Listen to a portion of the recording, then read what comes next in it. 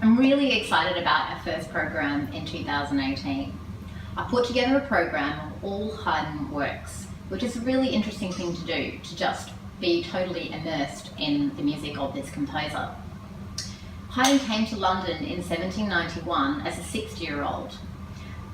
There's a beautiful letter from him to his mistress, who was back in Vienna, saying, "I spent the entire boat journey up on the deck in order to experience the power of the ocean."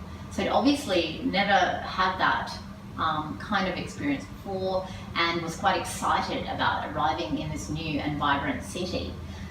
He was quite a celebrity by the time he arrived there.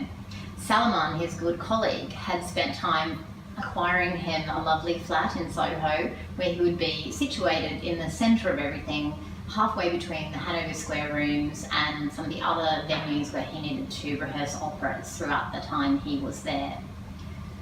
People were very excited. Again, Salomon and another violinist, Galini, made a huge palaver over his arrival, putting advertisements in the newspapers, and Haydn wrote again in letters back home saying that the newspapers were monopolised by his arrival and people could not wait to make his acquaintance. But he was quite a measured character, Haydn, and he didn't want to use up all his energy on meeting people around town, so he decided he would only meet people after 2 p.m. every day and would have dinner with Salomon at 4 p.m. every day. The 3 works on this program represent 3 distinctive purposes of Haydn's music. Firstly, we have chamber music for amateurs, which would have been performed in homes. Secondly, we have chamber music which was more likely intended to be performed in the concert hall. And lastly, we have symphonic music, which is obviously a much larger scale of music. In this case, has been reinterpreted in a chamber version. The Haydn London Trio for flute, violin and cello was definitely in the amateur concert-making music. That doesn't mean it was only amateurs that played it, but it was certainly written to be played in the home and was the kind of music that was written most likely to make money for the composer. This kind of music would have been played on a lovely Saturday night sitting around in the lounge. It's a little bit like today's celebrity chef. Imagine Jamie Oliver has prepared some kind of recipes in his famous restaurant and then published a book that everyone takes home and recreates the recipe in their own home. We then have Haydn's wonderful Opus 74 No. 2 string quartet, the Ryder. This quartet is absolutely moving towards concert hall territory. This was a new thing at the time, and Haydn in London is quite a turning point in chamber music generally, because this hadn't happened before. The piece was premiered at the London Hanover Square Rooms, which was a venue that seated a minimum of 500 people. So it was not a living room as such, and you can really hear that in the writing. Haydn shares solos around between everyone, and it's much more virtuosic for the whole quartet, not just the first violin.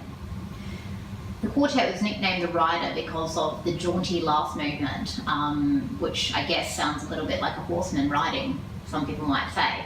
And it was premiered with Haydn's good friend Salomon on first violin. Salomon was a key figure in London during the time that Haydn was there. Not only was he Haydn's very good friend, but he was the leader of many of the orchestras in London. He was involved in publishing, he was organising concerts, and really was at the thick of everything going on. In 1795, when Haydn was preparing to leave London to go back to Vienna, he signed over the rights to his first 6 London symphonies to Salomon to do with what he wished. And shortly after he arrived back in Vienna, he also signed over the rights to the remaining 6 symphonies. Out of this came a set of full symphonic publications interpreted by Salomon, and also Salomon made 2 chamber versions of the symphonies.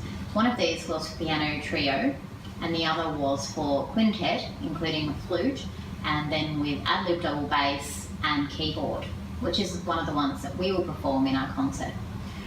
We present the London Symphony, and it's a really interesting way to listen to these works, because you really get to the essence of what the composer was saying.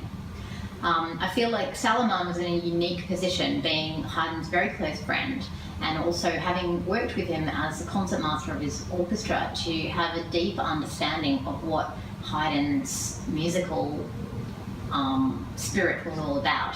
And I think that really comes through and in why these particular chamber versions are so successful. We're really looking forward to performing all of these works for you, and we hope to see you at our concerts. The touring dates are March 8th to 13th.